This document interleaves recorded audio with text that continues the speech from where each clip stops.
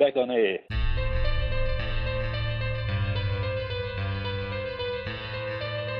Hello and welcome to Listeners New and Old as we celebrate reaching episode 10 of Once Upon a Time in the Ashes.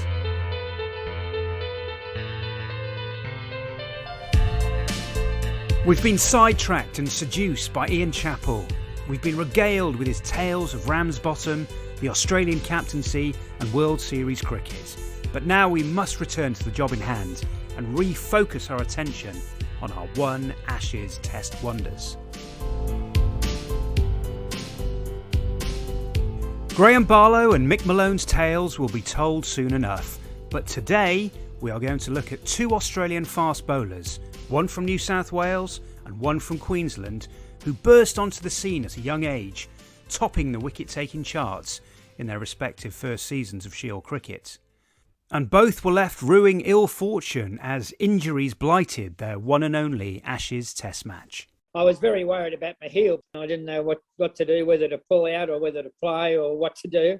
And I thought I would play. And certainly wasn't an easy decision anyway. I just didn't want to let anybody down. I got to know Bill pretty well, Bill Laurie, when I was playing with Victoria, and I just didn't want to let him down, that's all. Ross Duncan there, who played in the fifth test of the 1970-71 series. We'll hear more from Ross later as he takes us through his cricketing journey and his shot at Ashes glory at the MCG in 1971. But before we do, let's turn our attention to the scarcely believable story of Pat Crawford, who played grade cricket for Petersham Marrickville and Shield cricket for New South Wales. Pat played all of his 4 test matches in 1956, including his one Ashes test at Lord's in June of that year. He played only 2 full seasons of Shield cricket, 1954-55 and the following season, 1955-56, and he was the leading wicket-taker in both. In 54-55, he took 25 Shield wickets at 12.96 in only 3 matches.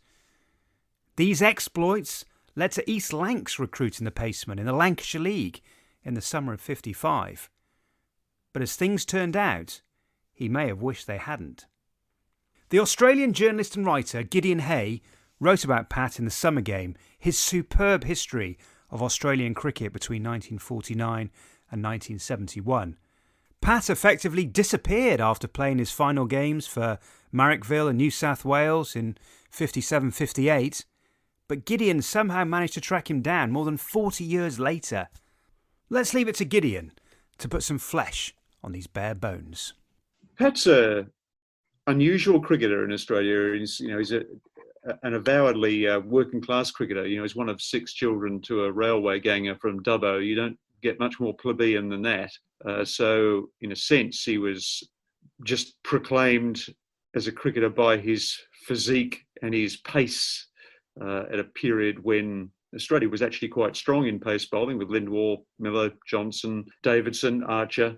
So he was, he had to work very hard to force his way to that front rank. Took 67 wickets in his first 2 seasons. So in a period where Sheffield Shield wickets were pretty doped and new balls didn't do very much without a lot of coaxing, he was clearly very successful. He was very tall. He's 185 centimetres, super fit, looked like an absolute Adonis figure, 76 kilograms, broad shoulders, handsome to look at. There was a fantastic profile of him done by Pix magazine in about 1955, where he posed for photos and went through his action, and it looks magnificent. His huge front foot stride, big drag, swung the ball quite a lot. Super fit, worked as an X-ray technician at a Sydney hospital, but gave that job up when he started to take his cricket seriously. Came to England in 55, played for East Lancashire. While he was there, he met a girl in Blackburn called Sheila Wormby and married her, brought her back to Sydney to live. Managed to get himself on the 1956 tour of England. A bit ingenuous, Pat. Apparently didn't realise that wives and husbands couldn't travel together, or if he didn't make sort of particularly serious inquiries about it. They were spotted together on the Himalaya when it went from Sydney round to Melbourne, and at Melbourne the manager, Bill Dowling, gave them the advice that really, they just because one was travelling first class and one was travelling second class didn't actually mean that they weren't together. So they put poor hapless Sheila off the boat in Melbourne, and she was forced to travel separately to England on the Strathaired that followed a week later. It was Richie Benner who pointed out the weirdness of the two ships apparently spotted each other in the Mediterranean. So it was realised that the husband was travelling on one ship, wife was travelling on another, and it wouldn't have actually mattered whether Pat had his mistress on the Himalaya with him. That would not have transgressed his tour contract, but having his wife along did. The tour was ill-omened for him. He probably wouldn't have been in the starting 11 to begin with, because Lindwall and Miller would have had dibs on those positions. Did manage to get himself into the Lord's Test match when Lindwall and Davidson were not fit, but of course broke down after 4 or 5 overs and played no part in the rest of the match, apart from a brief spell at the crease when he batted.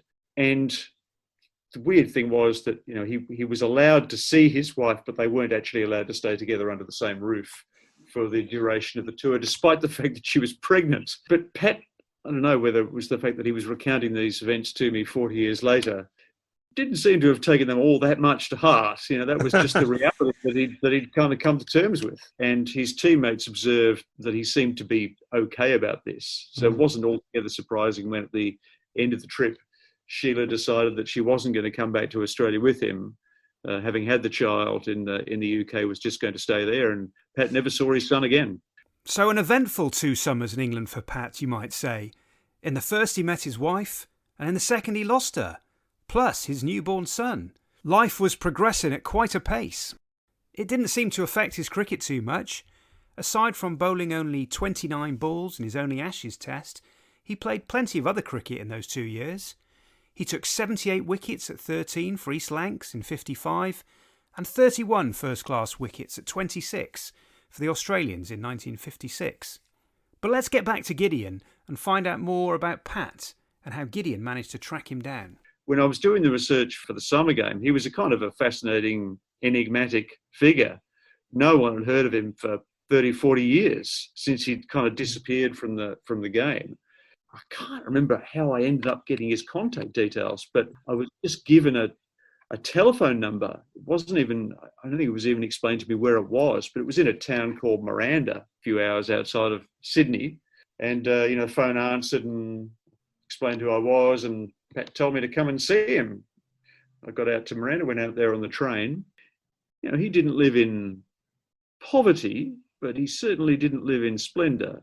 It was a kind of a small weatherboard house that looked as though it hadn't seen a lick of paint in about 20 years.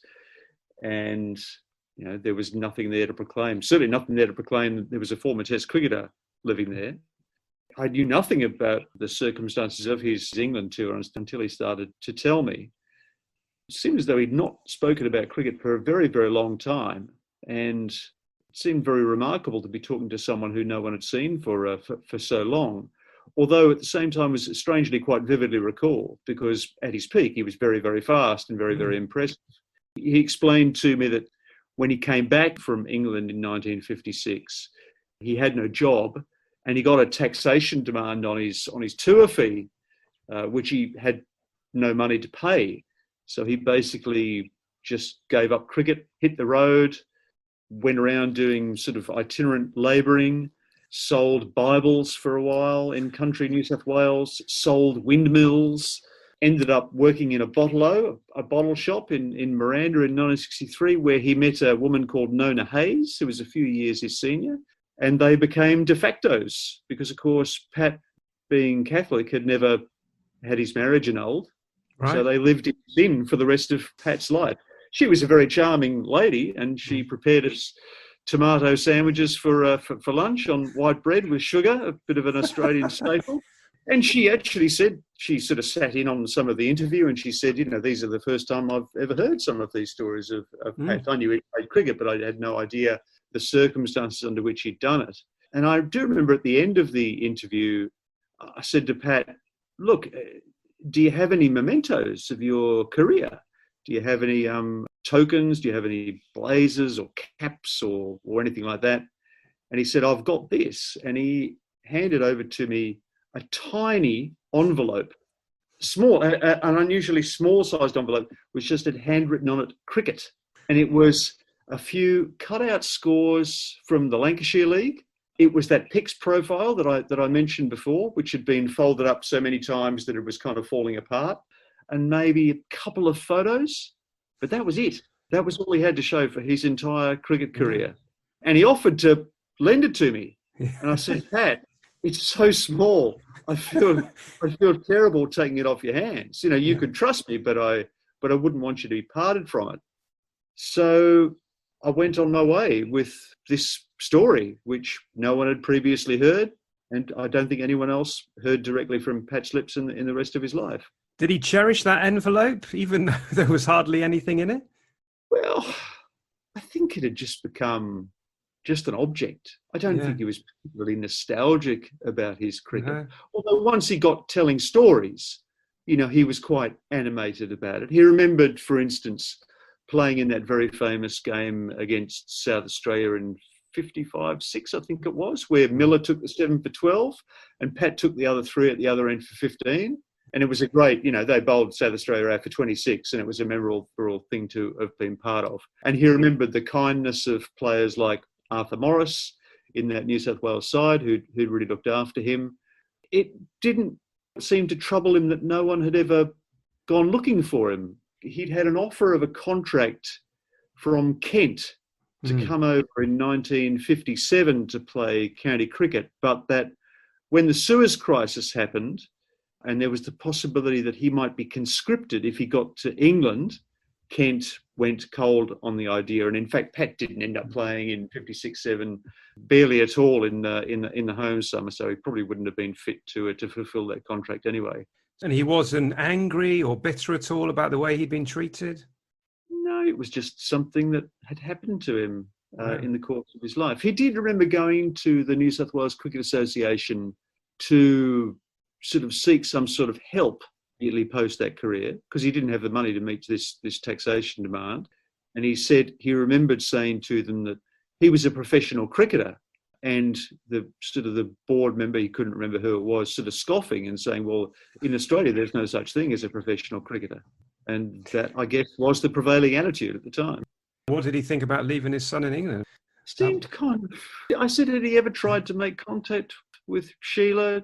And he just seemed to have been so completely discombobulated and disoriented by the end of his career. And the fact that he got this feeling that he needed to be on the move, that he let all his previous connections slide. Once your book came out and his story was out there, so to speak, do you think any other people got in contact with him? Any old teammates? I do think he came to some sort of reunion that was put together of old Ashes cricketers in the late 1990s, maybe, as a result, because I remember them getting in contact with me to get his contact details. And I suspect that would have been the first time in more than 40 years that most of his teammates had seen him. Ian Chappell told us that playing for Ramsbottom improved his drinking and swearing and put his cricket back about 6 months. Cricket seemed like the least of Pat's problems following his time in the Lancashire League. Many thanks to Gideon Haigh for guiding us through Pat's story. And if you haven't already, do get your hands on the summer game at your earliest opportunity. It's a fascinating snapshot of 50s and 60s Aussie cricket and Aussie life in general. OK then, it's time to move up the coast to Queensland and to check in with our latest inductee into the Once Upon a Time in the Ashes Hall of Fame.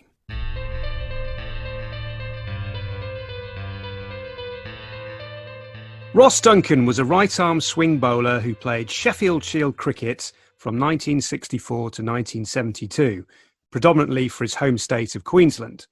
In the 1970-71 season, he was the leading wicket-taker in Shield cricket with 34 wickets at 19.52, including 13 wickets against Victoria.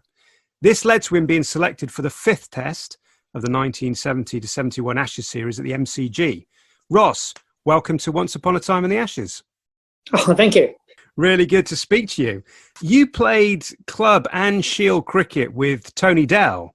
He played his one and only Ashes Test in that series as well, in the last test, the seventh test. That's right. And he told me that you made your debuts for East together. Oh, you're going back a bit far there, but Yeah. If Tony said it, it'd be right. Do you remember playing in the same side as him at East? Oh, yes. We played together, yeah. How was that? You obviously became good mates over the years. A lot of time for Tony, yeah. Yeah, he went to Vietnam and all that, and so he had a lot of things to sort of put behind him. But, yeah, no, Tony came out very well in front of it. This is what he had to say about your bowling. I mean, if you want to talk about reverse swing, he was using reverse swing in the early 60s, long before any of these Pakistanis. He just did it, and it was just a matter of he just weighted the ball with tons and tons of perspiration and just managed to go the other way. Would you say that was accurate? And how did you develop your swing bowling? Being perfectly honest, it was an accident. I did put plenty of perspiration on the ball. And then I realised that it wasn't swinging the way I wanted it to swing the other way. So once you worked that out, then it was only a matter of bowling the correct line that would allow that swing to have the most effect. But I mean, swing bowling is quite an art, isn't it? Was there somebody who taught you how to do that when you were first starting out? I had talks with, because everybody's a little bit different, and I had talks with Ray Lindwell. Ray used to come to practice with us when I first started. He was a wonderful help. Slasher Mackay was very helpful. Even though Slasher was medium pace, he could swing the ball. Yeah, I guess a lot of it's trial and error too. You work with the position of the ball in your fingers, and some gives better swing than others, and you remember that.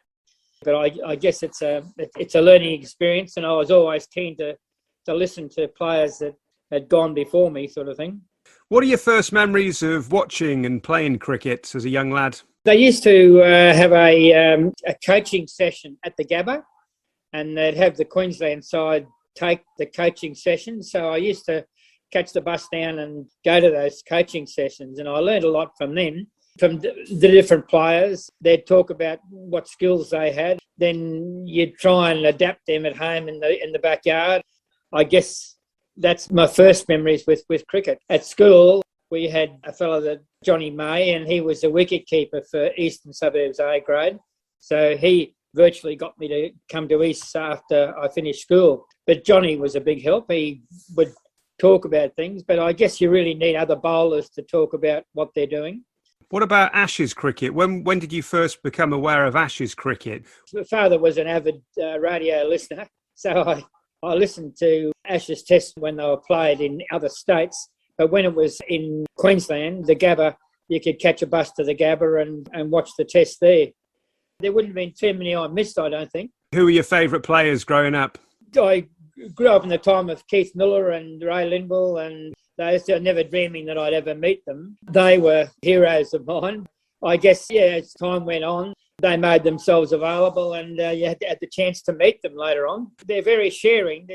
I didn't meet any cricketer that was not willing to share any information that they had. You were pretty young when you started out. I was looking through the records, and I think you made your debut for Queensland when you were 20, didn't you? So 19, yeah. 19, was it? Mm. How did that come about? I don't think there was too many bowlers that wanted to bowl into the wind. Do you remember your debut for Queensland? Yeah, I do. We played Western Australia. I was lucky enough to get 5 wickets in that game, so that sort of helped a bit. Peter Allen took the other 5 wickets in that first innings because you quite often opened the bowling with him, and I've spoken to him for this series as well. So what was Peter like, and what did you learn from him? Peter was a Queenslander, then he went to Victoria and he played cricket for Victoria. I think he might have played the second 11 for Victoria. He was like the senior statesman. If you had an idea, you'd run it through, because I was only a kid, and I'd talk about it with Peter. He was gun fast bowler that we had, but again, he was always willing to share anything that he would. But Peter was a very different type bowler to me. He basically bowled outswingers, and he was definitely a lot quicker. So you made your debut 64-65. Peter was called up for that Ashes test the following season, 65-66. That's right. Did that make you think, hang on, maybe I've got a chance of playing for Australia? Did you think that was on the horizon at all?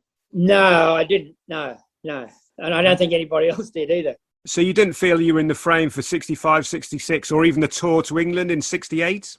No, you always hope. Sort of got the paper and had a quick read, but I was never there. So, I figured I still had a fair bit to learn. When I first started, I swung the ball in, and that was it.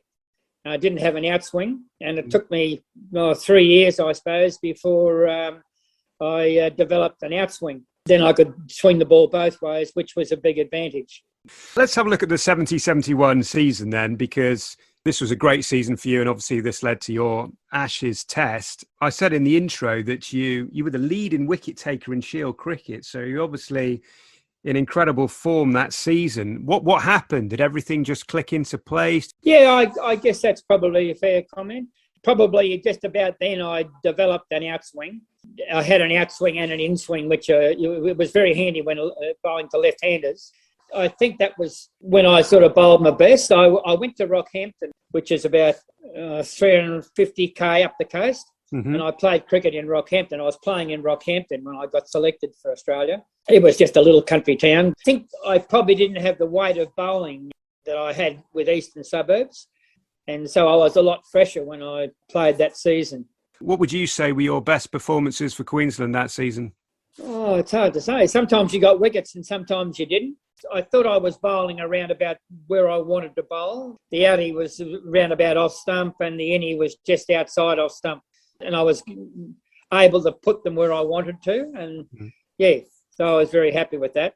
But I had that trouble with my heel then too. So that was unfortunate. But anyway.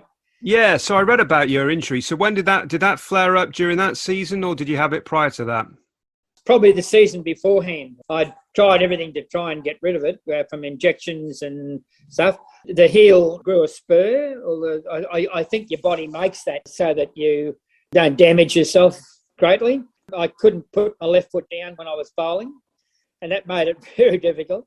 Well, that was incredible. You came through that, leading Shield wicket taker, despite being hampered by that injury.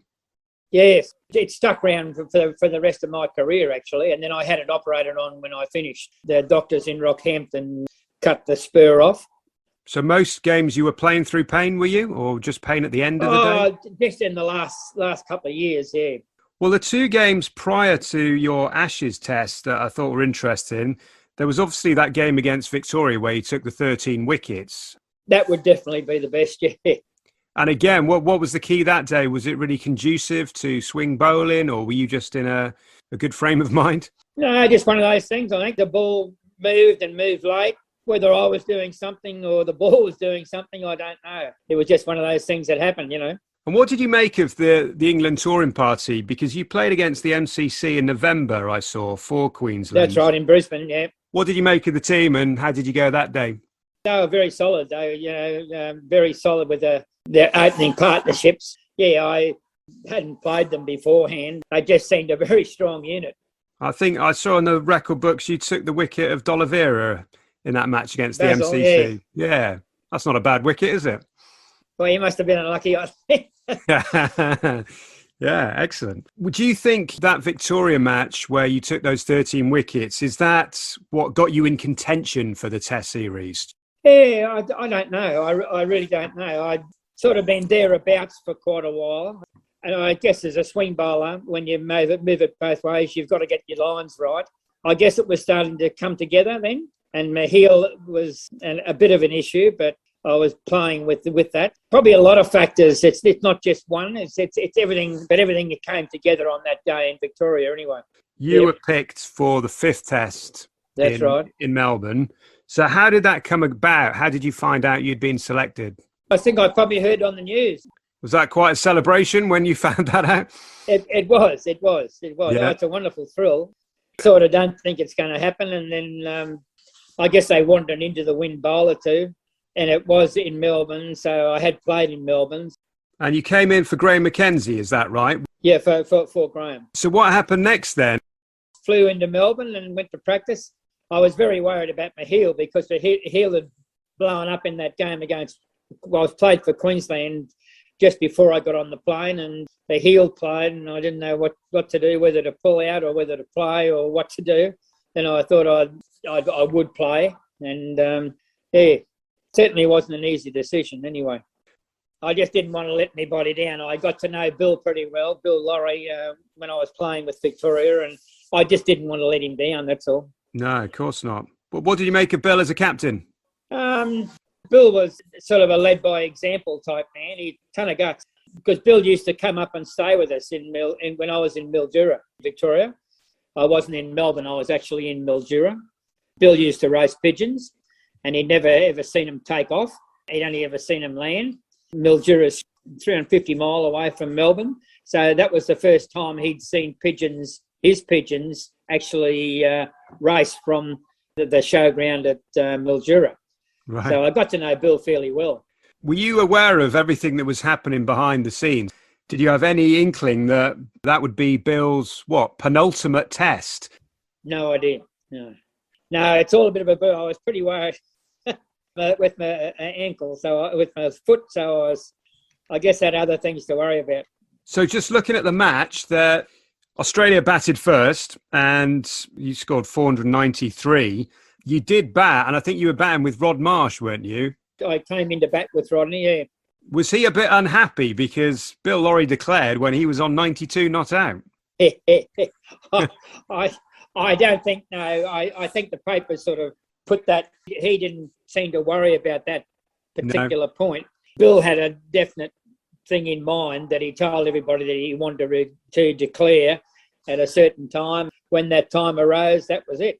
So that declaration, I think that was on the game starting on the Thursday, so that was the Friday. So you got to have a bowl then on the second day in the evening. How did that feel to get the ball in your hand for Australia? Oh, it was a great thrill. I was more worried about the heel, whether it would stand up. That was all. And how did you bowl, and how did the injury stand up? Yeah, I had it operated on when I finished the test. I sat the last bit out in the test, the second innings. So Bill was one short. I felt badly for him, but I went back to Rockhampton and had it operated on then. So when you bowled in the first innings, it was just getting worse and worse, was it? And then you realised you couldn't bowl in the second. Yeah. Well, as I say, the game finishes a draw, didn't it? The batsmen were dominating that match. Yeah. Did you have a beer after the game with the Australian and the English players, or were you too concerned about your injury and sorting that out? Oh, no, never too concerned on not to have a beer. Yeah. But, I had a beer, and we were staying at the hotel not very far from the ground, so that was handy. And the players mixed very well. So. And do you think Ian was the right choice to be next Australia captain? Did all the players think he was the obvious choice? Very much so, yeah. I like playing under Bill too. They're very different captains, Ian would talk to you about the game, whereas Bill would sort of, if you weren't bowling well, he'd take you off. But Ian had sort of, would you like to try this? Would you try that? Yeah, they're just very different captains, that's all. So then, from your point of view, then you had to go and have this operation to sort this heel out. Did that mean you were completely out of contention for the remaining two tests? Yeah, I think they. Yeah. Did you play again that season for Queensland? No. Oh, right. So that was it. Queensland played Victoria in the Sheffield Shield final, but I wasn't able to go down. I still had my leg in plaster. So how did that operation go? How long were you in plaster for? No, not long. About a month, I suppose. And then were you back again bowling the following season, or did it linger on? The following season I played for Queensland again. Yeah, then I got transferred to Victoria. How big a move was that? Because you'd played for Queensland all your life, and then suddenly you were off to Victoria. I played in Rockhampton, and then in Victoria I was in Mildura, which is on the Murray, right up the north end of Victoria. They were different.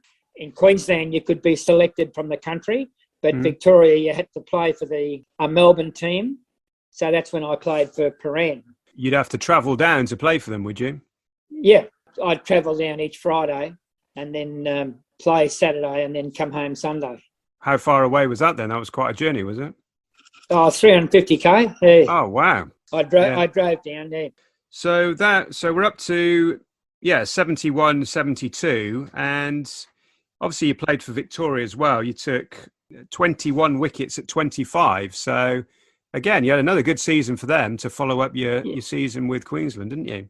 Yeah. Yeah. And then the next Ashes tour was the 72 one to England. Did you feel close to being selected for that? Well, you're always hopeful. Yeah. But no. Did you ever play any cricket in England? Yeah, I did. Yeah. My son played cricket. He was over there, and I went over to visit him. We played a game it was a lovely game on a... What was the name of the club? It was called Hampton Wick. It was right on the ground of Hampton Palace, the Henry VIII's Palace. Oh, right. Okay. Yeah.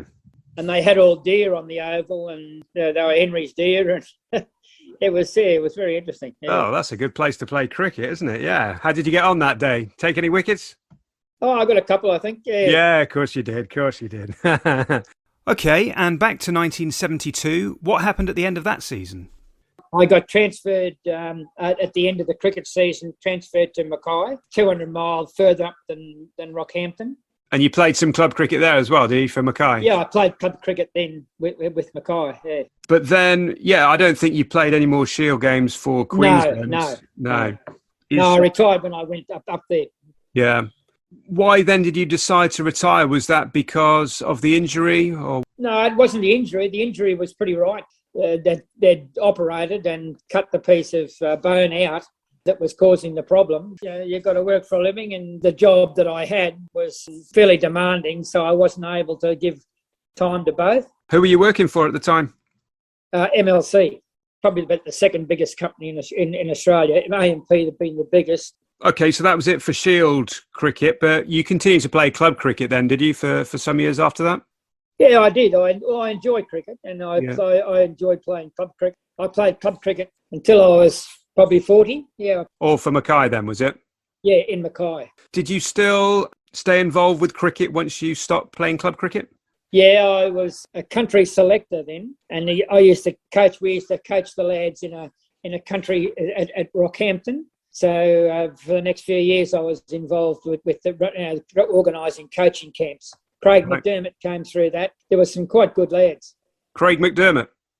Well, he did all right in the end, so yeah. And he did all right in the end. Yeah. And how do you look back on it now? How do you look back on playing Test cricket for Australia? When you play that one test, did you think that was going to be your only test, or did you think you deserved to play again? Oh, it wasn't a case I deserved to play again, but I was prepared to play again. I really didn't know. I was in two minds. I had the sore heel, and I was struggling with that. I knew I probably, if I played that one, I couldn't play the next one because the damage it would do to the heel. Do you regret not saying more about the injury, or do you think you should have pulled out of that game, or do you think you made the right decision? No, it's hard to say. I wouldn't have. I thought I'd get an injection and it would be numb, but it wasn't quite that easy because they said that the danger is that your foot would go, and then if I bowled without some protection, they felt that if the leg went during the game, you wouldn't be able to play, and that would leave Bill with one fast bowler short. It was hard. Do you put up with it? What do you do? It was a very hard decision. But all in all, what did it mean to you to play in the Ashes? Oh, it's a terrific thrill to be selected, particularly in the team that I think, because I played against all the players for a number of years and I knew how good they were. It was a great thrill. I think Graham McKenzie was a better bowler than me. There's no question about that. But anyway, selectors do what they do. You were the leading wicket taker that season, so I think you more than merited your place. The thing I think that got me in. I was bowling well. But for the sixth test, obviously you were injured and unavailable to play, but they brought in Dennis Lillee. So that was quite a good decision, wasn't it? Yeah. And then Dennis got injured the next year and I took his place in the Australian side against the rest of the world. He was a bit hard to keep out. And maybe it wasn't an officially recognised Test series, but that was a star-studded World 11, captained by Sobers and featuring the likes of Sunil Gavaskar, Graham Pollock and Bishan Bedi. You can understand Ross's dilemma ahead of his Ashes debut. Do you play through the pain knowing that this could be your one and only chance to make an impression in Test cricket? Or do you reluctantly drop out and risk never being picked again? At least Ross could return to international cricket the following summer and play that one unofficial Test against the World 11, a match in which he took his one wicket for Australia, having Tony Greig out LBW. And if that wasn't enough to secure a place to England in 1972, then playing at Bushy Park for Hampton Wick with your son sounds like a decent second prize to me. And that's just about all we've got time for today, folks. A big thank you to our excellent guests, Gideon Haigh and Ross Duncan, and a big thank you to you two for listening. We've been starved of English one Ashes Test wonders in recent episodes, but we're going to correct that next time around when Graham Barlow is in the hot seat. Although I found him in Australia, thankfully he was slightly easier to track down than Pat Crawford. Graham is on superb form and I'm sure you'll enjoy listening to his stories. Until then, I've been Graham Barrett, and this has been Once Upon a Time in the Ashes.